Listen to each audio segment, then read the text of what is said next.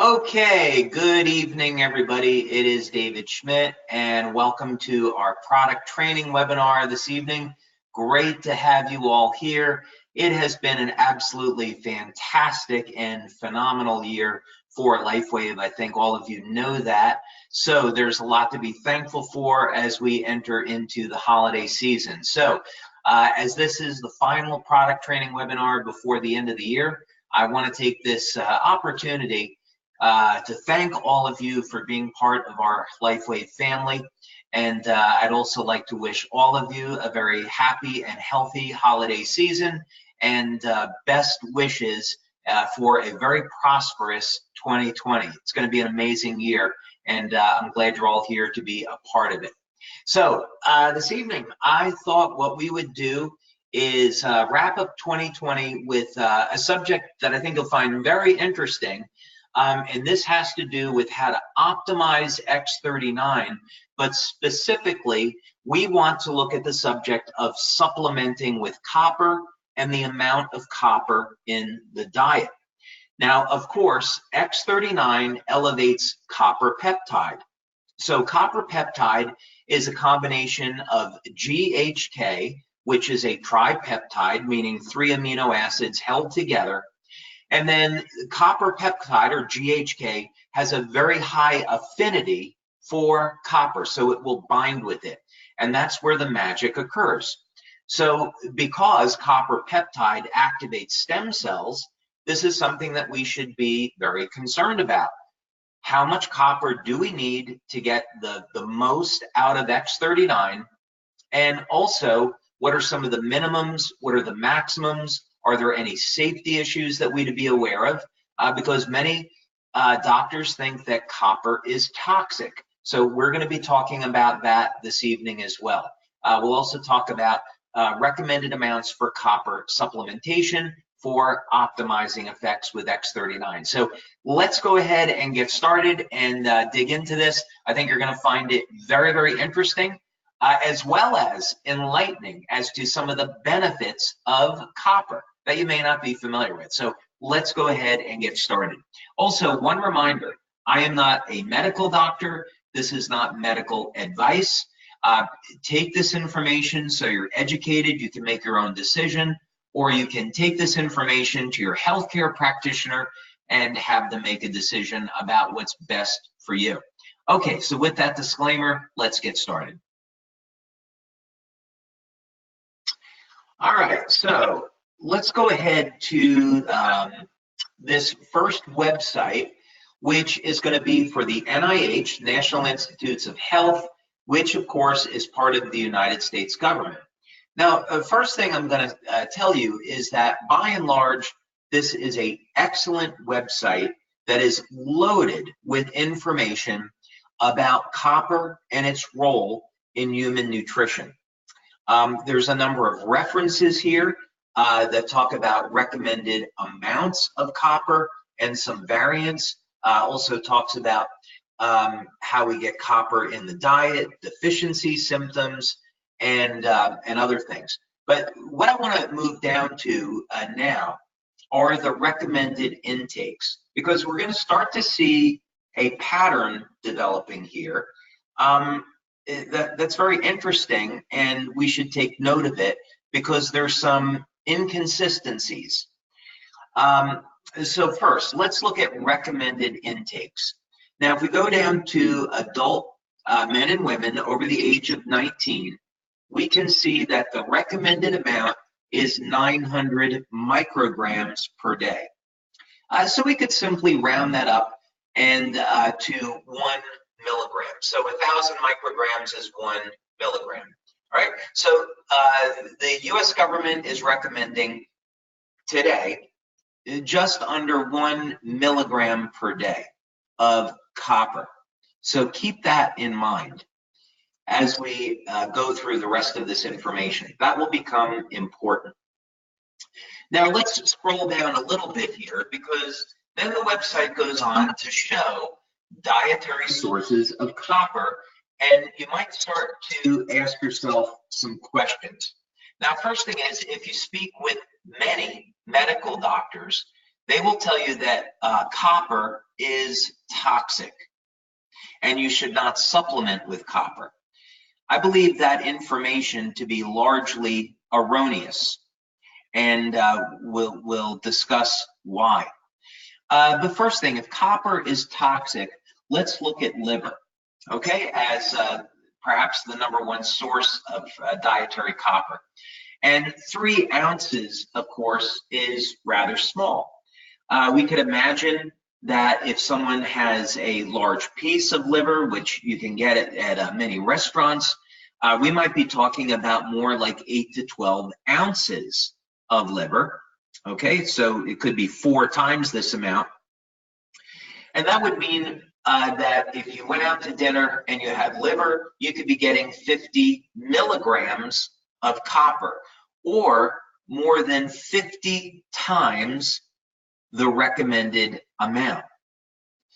Now, if copper was toxic, I suppose you might see people taking 50 times more than they're supposed to get. They'd be rushed off to the hospital. I don't know about you, but I like liver. I've never once had to go to the hospital after enjoying a piece of liver. And I love oysters. Never had a problem digesting oysters, yet only 3 ounces of oysters is about 5 times the recommended amount. So there's got to be something else going on here, and there is. So we're going to dig into this. Now, in addition, one thing I would definitely recommend that you do is just do a search on foods that are rich in copper, examine your own diet, and then, ask yourself, well, am I getting, if I'm not getting it through supplementation, am I getting enough copper in the consumption of food? Okay, and then most people are not going to have oysters or liver on a daily basis, perhaps mushrooms, which are fairly high in copper, relatively speaking, tofu, sweet potatoes, and so forth. But I think for most people, if they're depending on their diet, they're going to find that their diet is relatively low in copper. But that's an exercise that I would recommend. After evaluating my own diet, what I decided is that I didn't want to take any chances. And today I supplement with between 2.5 milligrams and 4 milligrams of copper glycinate daily. But that's a separate subject, and that's what I personally decided to do. All right, now let's move on to another website here. And I really like this one at Oregon State University because this is from the Linus Pauling Institute. And Linus Pauling was, of course, a Nobel Prize winner, and most people know him because of his research into vitamin C. So the information here, I would definitely encourage you to read through it because there's some things that are very, very interesting. For example, Hippocrates, who is considered the father of modern medicine, was said to have prescribed copper compounds to treat diseases more than 2,000 years ago. So I find it kind of interesting that the father of modern medicine was recommending copper, and yet today modern medicine says no, copper is toxic. Now, that's not to say we can't learn a few things here and there in more than 2,000 years. Okay, so take that comment for what it's worth. But looking at more modern information, let's take a look at this. Energy production. The basic process by which we produce energy is dependent upon copper. And more importantly, please notice this. One of the things that we've talked about in prior webinars is that light therapy is based on the molecule cytochrome C oxidase carrying light into the cell and then being used to make energy. So literally, the function of the patches in its production of cytochrome C oxidase is dependent on copper. And I always find that so interesting because chlorophyllin or chlorophyll, which is of course the energy carrying molecule in plants, is based on copper. Okay, anyway, And so people then that are vegans, vegetarians, potentially can get a lot of copper in their diet, potentially. Now, there's other things that happen. For example, one of the most important antioxidants in the cell, it's called SOD. SOD is dependent upon copper. As a matter of fact, in speaking today on the Danish webinar, the woman that does the translation, Dr. Pernille Knudsen, she has been prescribing copper supplementation to her patients for many years because she has seen her patients benefit from that. And by the way, that was 2.5 milligrams per day is what she prescribes to her patients. Okay, so let's move down here a little bit more.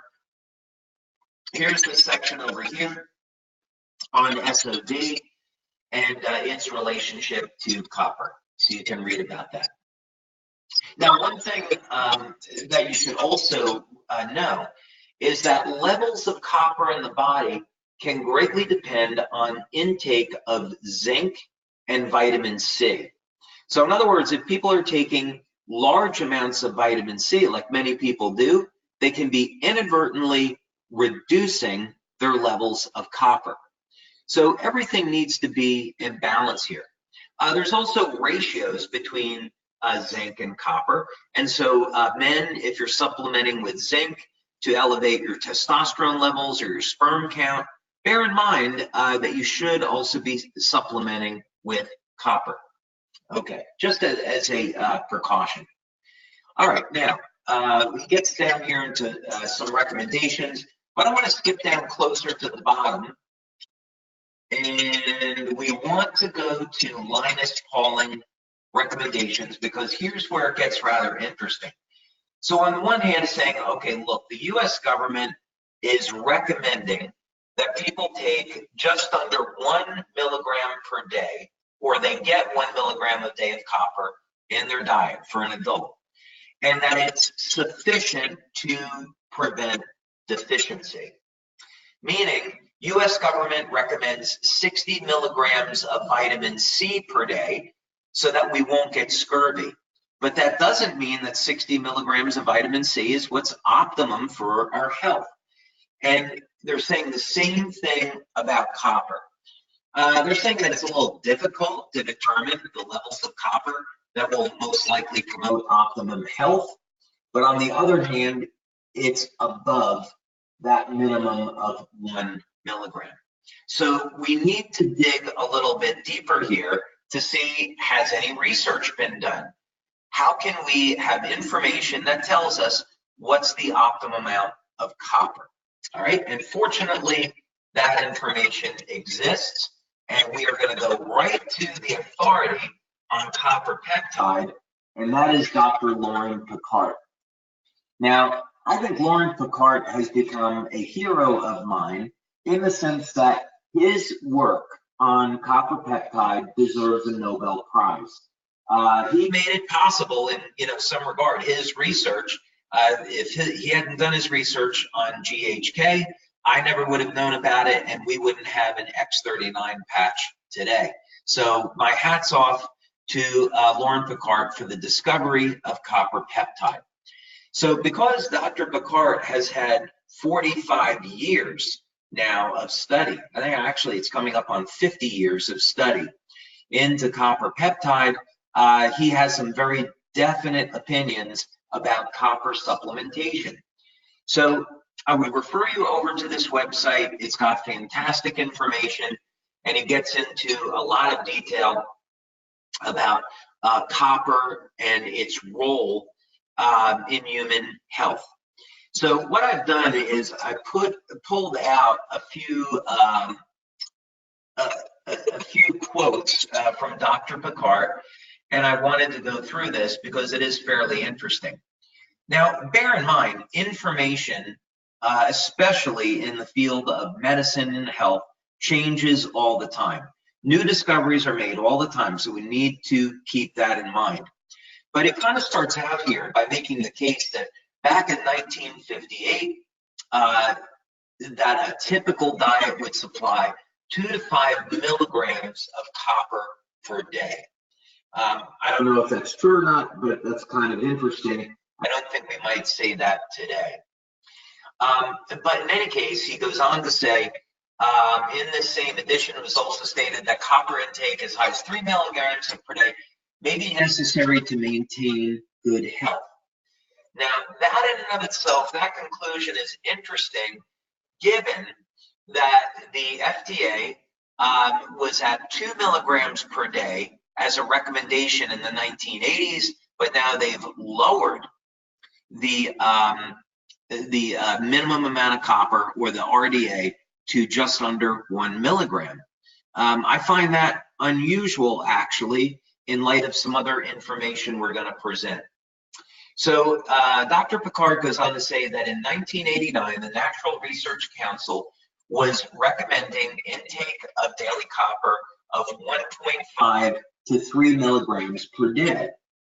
Now, the reason for this is that there were certain research studies that were showing that the human body loses 1.3 milligrams of copper daily.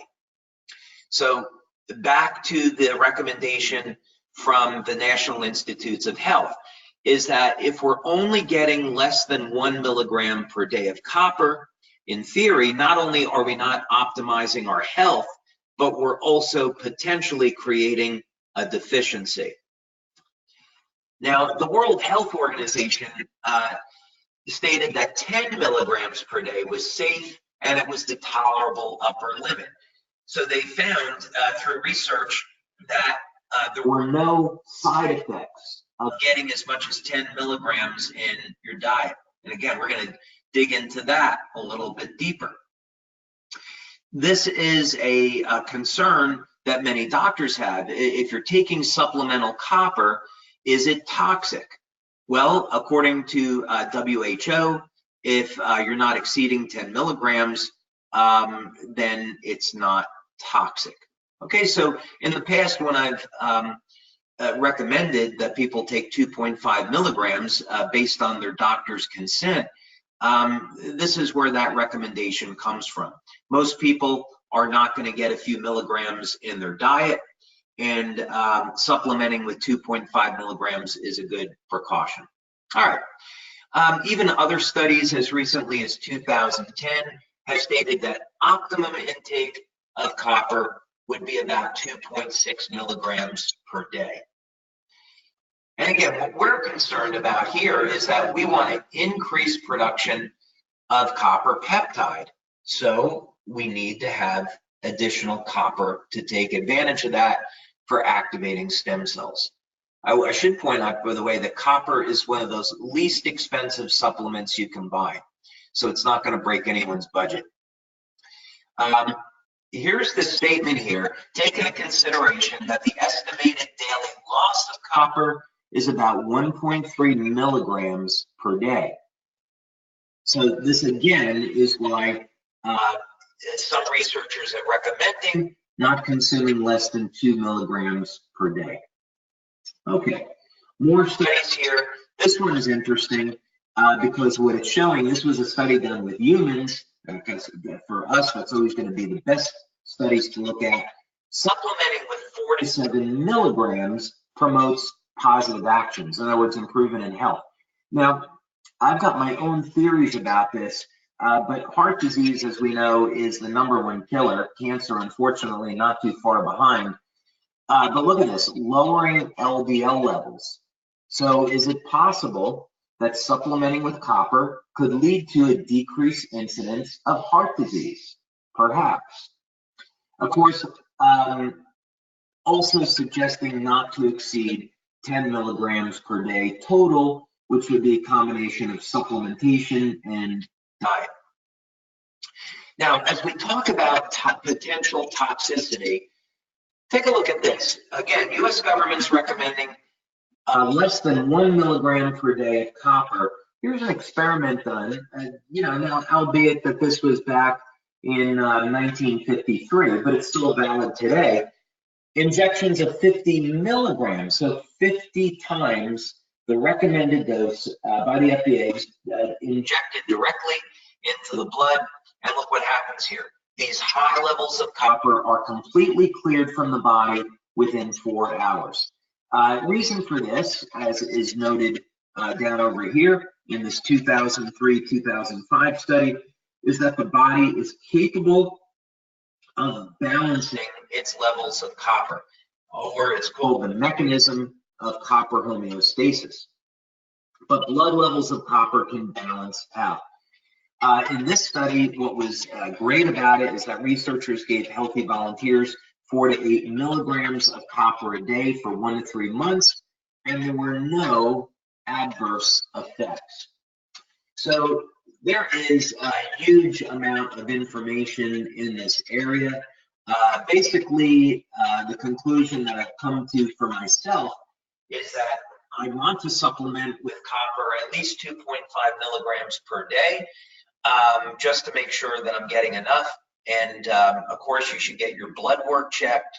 I'm due for mine, and I don't believe I'm going to see any adverse effects. So again, bottom line on this is take this information to your healthcare practitioner, do an evaluation of your own diet, and then see if your healthcare practitioner agrees that supplementing with copper is right for you.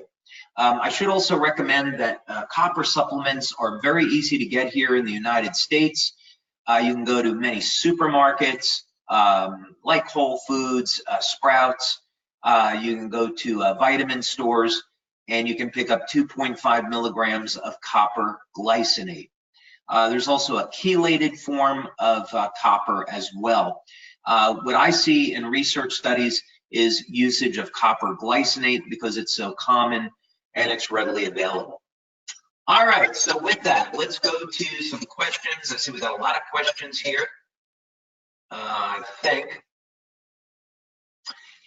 All right, we have members that have been searching for copper glycinate online and was wondering if you have a preferred brand. Let's see, the brand that I use, which I buy over the counter, is from Solgar. Solgar has been around for many years, and I think by and large they're a reputable company. And again, it's not expensive. I think it's about $15 or so. I apologize if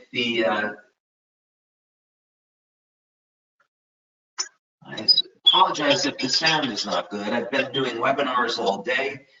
Maybe it's something with the connection here, so my apologies. Okay, so please go ahead and send in any comments you might have. And I can also unmute your microphone. So let's go over to Ada Dio. And Ada, you just need to unmute your microphone.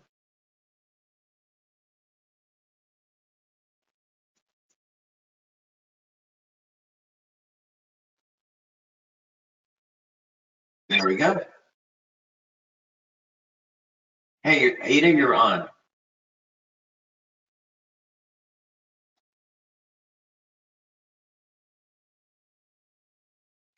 I'm sorry, Ada, we can't hear you. I'm sorry. Hey, there we go. Now we can hear you.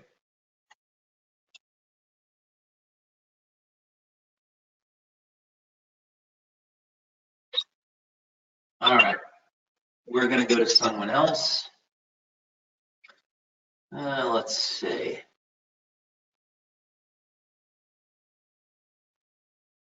Oh, let's go to our friend Jeff Mamora. Blessings, David. Thank you so much for all you do.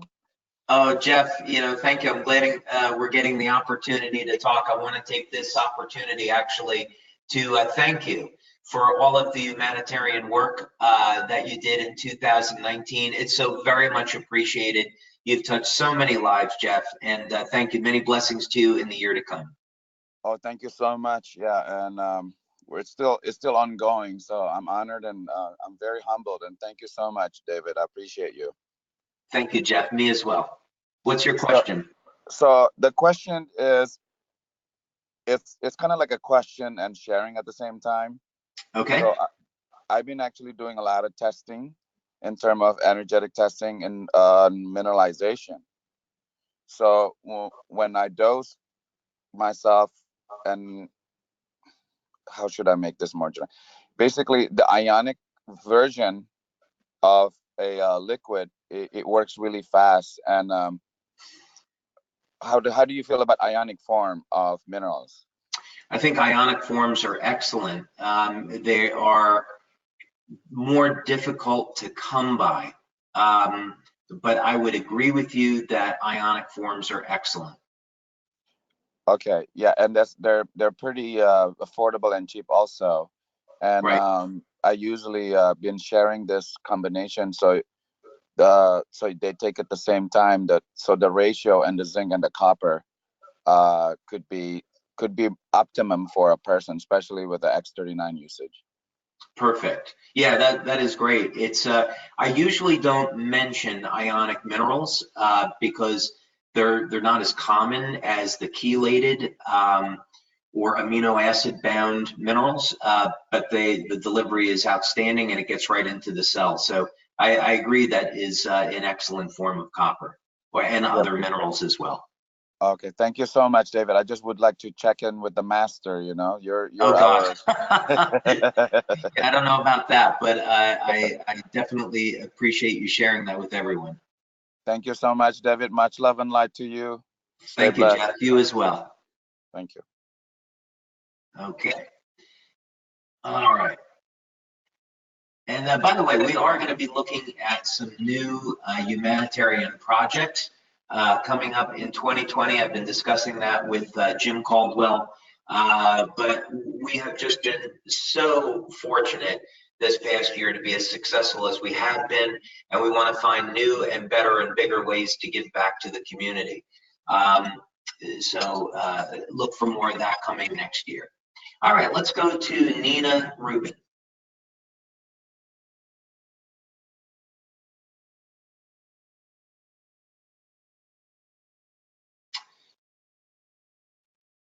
So Nina, if you would unmute your microphone.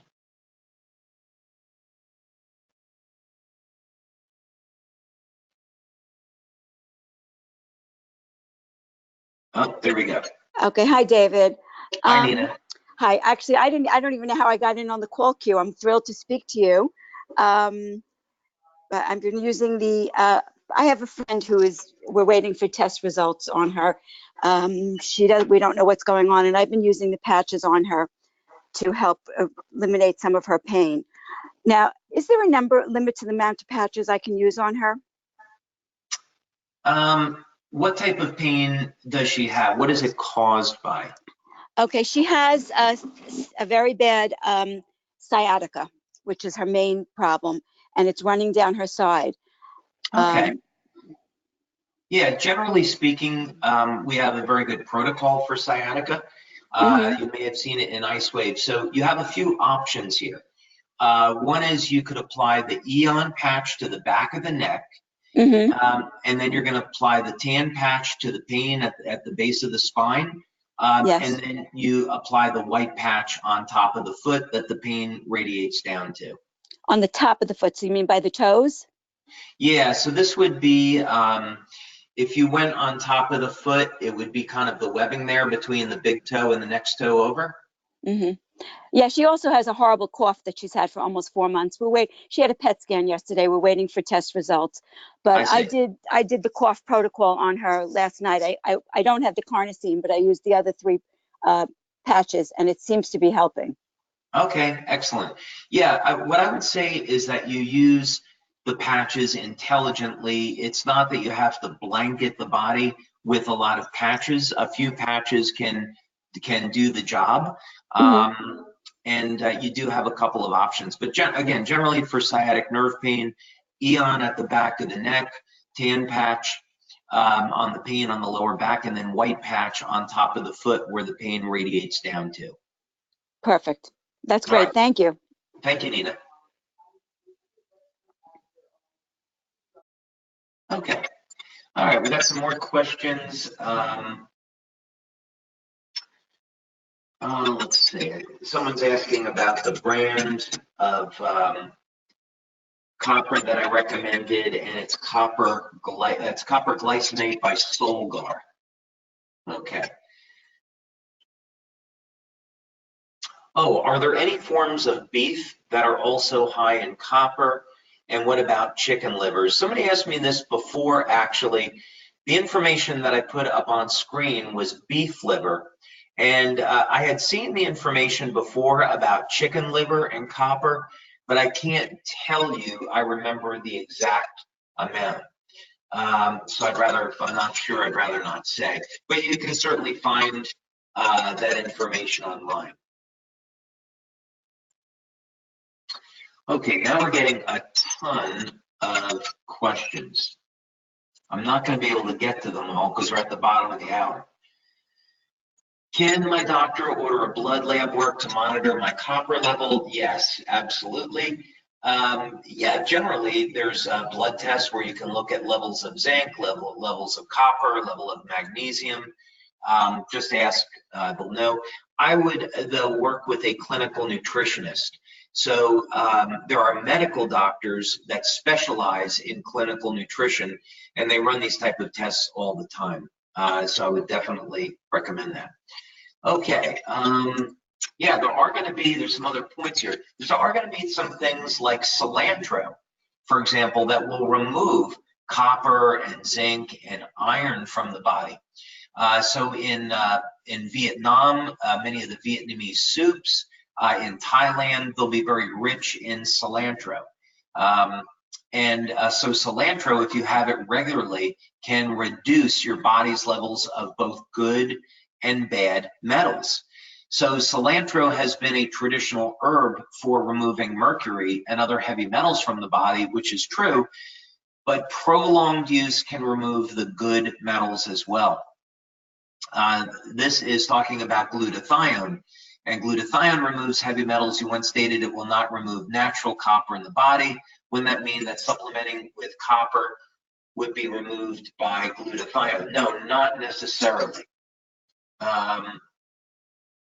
Would that interfere? Okay, would that not interfere to use glutathione at the same time as X39? No, not necessarily. And keep in mind that vitamin C participates in the repair of damaged tissue. It does depend on your diet and other factors. But just because you're supplementing with vitamin C or glutathione doesn't necessarily mean you're going to also get reduced levels of copper. There's compensating factors. And this is because the body has a mechanism of homeostasis for conserving copper and then removing excess. There's some people asking about medical conditions, and of course we don't ever say that we're going to treat medical conditions with our product.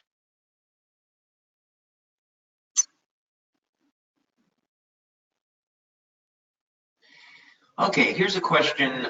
David, my brother is dealing with late stage prostate cancer.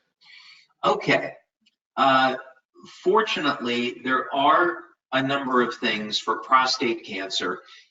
Regarding the patches, we've never done any research on the use of our patches to treat any medical condition, especially cancer.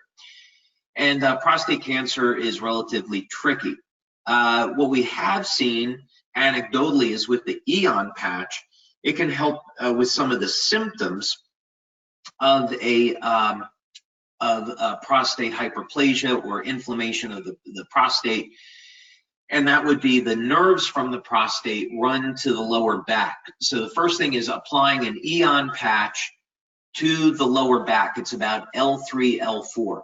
In people with inflammation in the prostate, you can take your index finger, apply pressure to the spine right along the midline of the back, and you'll get a point there very, very sensitive. That's where the nerves are from the prostate. Put an Eon patch right at that point, and it's going to help with some of the discomfort.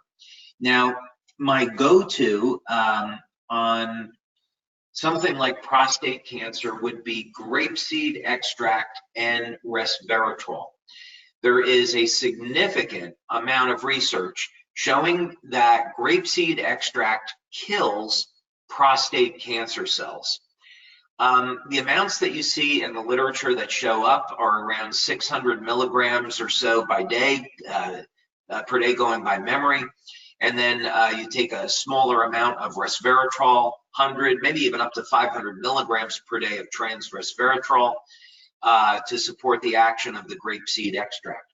So that would be something I would speak with a clinical nutritionist about for someone that has prostate cancer. Take a look at the research into the use of grapeseed extract for killing prostate cancer cells. Again, I'm not a medical doctor, and I'm not giving medical advice. Okay, we're past the bottom of the hour, so I'm going to have to move on for some other things. Apologies, because we've got many more questions here that I just don't have time to get to. Again, I'd like to wish you all a happy and safe and healthy holiday season, and many blessings and best wishes for a prosperous new year. It's going to be amazing. All right. Thank you, everyone, and you have a wonderful day and a wonderful evening.